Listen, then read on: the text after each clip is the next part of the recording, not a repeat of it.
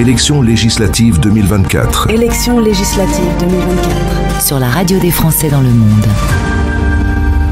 À l'approche des élections législatives surprise de 2024, je suis avec Arnaud Lacheret, éditorialiste sur notre antenne et professeur sciences politiques à Schema Business School. Bonjour Arnaud. Bonjour.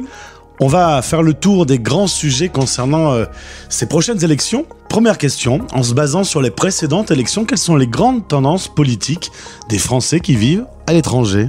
Alors, il n'y a pas de marqueur très important.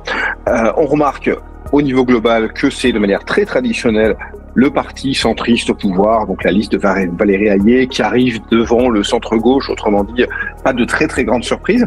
LR est un peu plus loin, autrement dit, pour le coup, on s'aperçoit que les Français de l'étranger qui, traditionnellement, ont plutôt tendance à être parfois un peu conservateurs, là, se sont un peu désolidarisés de François-Xavier Bellamy qui fait globalement son score national. La surprise, entre guillemets, c'est localement les scores de Manon Aubry, donc de la France insoumise.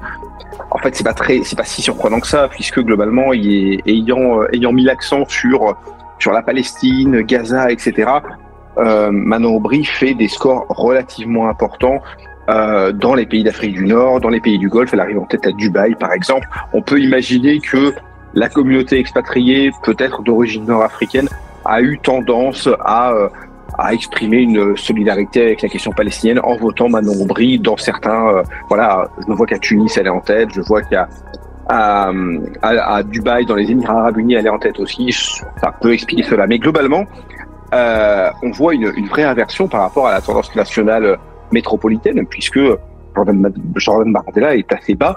Mine de rien, il est à 8 points, quelque chose comme ça, ce qui est complètement déconnecté, ce qui est 4 fois inférieur à son score national. Plus d'infos et de podcasts, rendez-vous maintenant sur françaisdanslemonde.fr.